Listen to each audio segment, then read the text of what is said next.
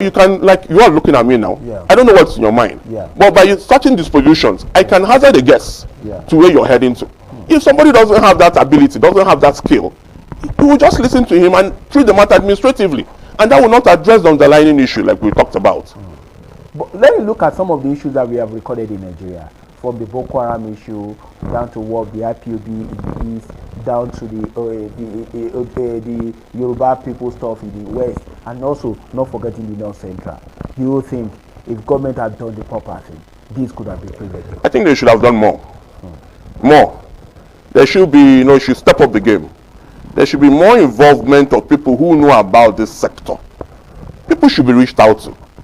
People should be said, come in and put in your best. See how these things can be addressed. This is not just a military action. It's not about law enforcement. There has to be a safe place. Mediation brings about a safe place for you to unburden yourself. Open up yourself completely. And like I've told you, this active listening, you can deduct one or two things the person does not want to say when you're watching him by his mien and you understand where he's heading to. So it's not about the military action. Yes, the military action is very good, but you also need to have this mediation platform because it gives room for a safe space. Somebody could all of a sudden break down crying. Maybe who knows what you've told him. That would be the moment for you to get, oh, this is what this issue is about. Then, Nigeria is a very funny place. They just, have a hazardous way of addressing issues. You need to move very fast, address the issue, prevent it from coming again. Be proactive. Don't wait until it happens. So once you build this structure, build this platform where people can come on board and be open, we call it the safe place in practice of mediation. Then you can have a lot. You can work a lot with whatever information you gather from these people. And of course, create a better society for Nigeria. Okay, when you're talking about creating a space, have a platform, when you talk about pockets of this in different parts, I don't think it's enough to really mediate the current challenges we are facing in this country. Well, like I said, if the platform is reach out to the right people, get these people who are involved in these problems. They all have heads, they all have structures. Get the structure. Then let the people who are well deft in the practice of conflict resolution address these issues with them. Give it a try. Then if it now fails, you can now say, okay, we're going to step up on our military might. But you can't only address these issues militarily. You need to have people who will talk to people. That brings us to one issue. Must the ethnic coloration determine the kind of people we use in resolving this conflict? I don't think so. That's rather very unfortunate, and that is one of the thorny issues in Nigeria we have. It doesn't matter where you come from. The most important thing should be: do you have the ability to address these issues? That should be the first. Do you have the competence? Do you have the purpose of mind to address these issues? Not where you come from. Where you come from just further worsens the matter. That's my humble take, really. You talked about the military aspect. That most times, in most instances, we see the government coming in with military force to resolve the issue, and that issue keeps cropping up. We can go back to the Ogoni 11, way back then, the likes of Kero Sarewa, which military force was used to really address it. But many years later, we are still battling with it. The government continues to do the same thing over and over again. Why? So we are still going back to what we said initially. The watchword for us, underlining factors. How much have those factors been addressed? If they are not thoroughly addressed, you cannot make any positive outcome from any conflict resolution session you get involved in. It must be addressed. But mind you, like I said, it's not going to abate completely. There must be issues in Ogoni. There must be issues in the east. There must be issues in the north. That's what makes us human beings. But it has to be such in a way that it has to be abated, reduced to the barest minimum, so that you and I can have a peaceful society to thrive. Nobody thrives in a war situation. Like I'm from the east. I just traveled home only last December. It's as if we were a conquered race. From one pole to another, you have military checkpoints. Do you really need that? It's an embarrassment to the nation. It is an embarrassment to the nation. It is even frightening. I had my children in the car, from one pole to another. Oh, Daddy, what's happening here? From one pole to another, a police checkpoint. You don't need all those things. Would you say trust has also been eroded that got us to where we are now? I think what has been a problem is giving a right sense of belonging, a sense of inclusiveness. Let people know that if I offer this, I'll be appreciated for what I'm offering, not from where I'm coming from. If we have that issue addressed, then we're on the right path. And I don't think as a nation we've gotten that right. Yeah. It's been a particular section. When they're in power, let them enjoy it now with their turn. Turn by turn. Yeah. That's very wrong. That's the wrong policy. I think what should be is the competence, the merit. We should promote meritocracy. Are you going to be able to perform? Do you have do you have to offer? What are you bringing on the table?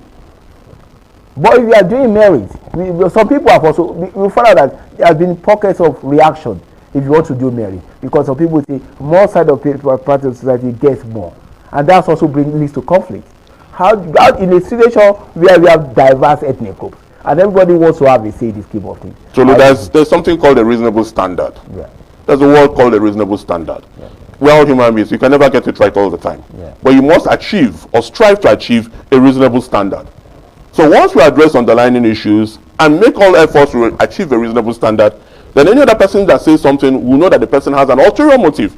But the most important thing, have an underlying factor, understand those underlying factors, be willing to solve those underlying factors. Then move on the right direction towards a reasonable standard. Once you get to a reasonable standard, people will appreciate.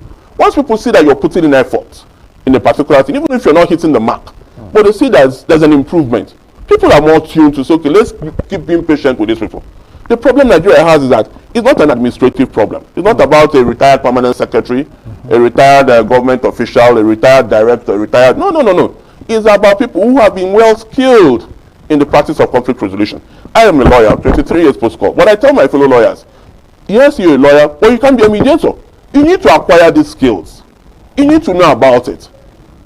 You need to have something to offer. You know, it's not about, like in mediation, we use the word, very important word, empathy. You need to be able to want to take the place of another. How much are you sold out to taking the place of another towards making sure that you and that person have a disciplined society to live in? Not many human beings have that trait. So it goes beyond the ordinary. And like I always emphasize in my classes when I teach people about mediation, all of us have the moment to tell ourselves the truth. You have the moment to tell yourself. I have the moment I tell myself the truth. The only problem that lies is how much of that moment have I decided to put into action? Even the people causing all this brouhaha, they have the moments they say, how long am I going to continue doing this? When am I stopping this? But now the problem is, who is there now to catch into that moment when those thoughts come? For you to capitalize on those thoughts. Once you capitalize on those thoughts, when that person has thought about it, then plus or minus there's a reasonable extent that yes, you can pull out that person from whatever situation that person is involved in. That's why you see some people breaking down suddenly and crying. You wonder, why is this person suddenly crying? Because you've hit the right spots. And that takes us to this one particular issue, the elite. When we are talking about mediation and conflict resolution, we all want peace. But does the elite want peace? Because they keep coming up with ways to continue to make us go back to where we don't want to be. How do we as individuals realize that, okay, fine, enough is all? We keep talking about it. Some of us do know that, but when it gets to that time, like the election period is coming, people always look to sow seed of discord here and there. How do we go around? Well, if they don't take time, God forbid, it will consume everybody. The fire that starts in a room, if it's not quenched immediately, burns down the whole place. So unless you want to run out of Nigeria, Nigeria is the only place we all have as a country. So it's for us now to be more disciplined and more sincere towards solving our problem. We have taken within our own space, like I've told you, going to children, trying to get them across. We are trying to run this program across, even with my other partners abroad, even in some other places where I consult for them abroad. We are trying to say, okay, get these children are plus or minus completely innocent. So the way, when they're in positions of authority tomorrow, the way I relate to a matter, or you relate to a matter, will be completely different from the way they relate to a matter. So if we continue at the stance we are going, then at least we are surer towards the generation, the future coming, that we're building somehow a peaceful society. The elites need to know, or whoever the elites are, that a fire that starts can consume everybody suddenly. It will just be, beg your pardon, it will abate for some time. But if it's not well taken care of, can round up everybody. So it's for us to have a sincerity of purpose in addressing the issues that becloud Nigeria presently. It's doable, but I'm not saying that conflict will completely be wiped out, eradicated. No, it will, but we can manage it. It can be confined. Okay, before I let you go, let me quickly take you on this. What ricocheting effect is what mediation is all about that you people are doing, we have on the country at large, looking at 10, 15 years from now? Well, The world is presently in a very uncertain times. Limited disposable funds. You don't even know what's going to happen tomorrow. Climate factor, climate change here and there. A lot of things. Uncertainties everywhere. And mental stress. In Nigeria, I've never had before. Now I'm just hearing it. People committing suicide. Right. So, you know, things are taking a different turn. Mediation is actually, for me, as a proponent of mediation, I feel very strongly, and in all fora, I prefer that mediation is the future of the law. Many people are getting tired of, I'm in court, I'm spending so much money, nothing is coming out from it. This matter is still spanning. What is wrong? No, so mediation actually has come. It's a party's process. Nothing gives you much fulfillment than when you and somebody are involved in a problem, and both of you resolve that problem without a third person completely in charge, like you see a judge enforcing matters upon you. You have that self-fulfillment. It's more binding. So if you can build that platform where people say, okay, we resolve this matter. Yes, we had somebody that guided the process, but we are not influenced, we are not coerced into reaching a decision. This person only just guided the process for us to reach a decision. That decision that is reached, plus or minus to a very great extent, will be most enduring. Okay. At this stage the country is right now, how vital is mediation at every sphere, at every level of our society? Not only this, not even the stage of the country, even the world generally. Mediation, I have a mantra. There is no better time for the practice of mediation than now. Nigeria, wake up, smell the coffee, imbibe the practice of mediation. I want to say a big thank you to you right there, Barrister Chijioke Ibeko, for joining us right there, the founder and principal partner of 36 Mediation, for giving us insight into mediation and conflict resolution, and it also enlightening us. It's so good to really have you right now. Thank you so much, Tolu. And so much right there from the Abuja Network Studio. We'll quickly link up with our Benin Network Studio. TMIC continues right there, and we'll continue to keep our abreast and shed more light on major issues affecting the country at large.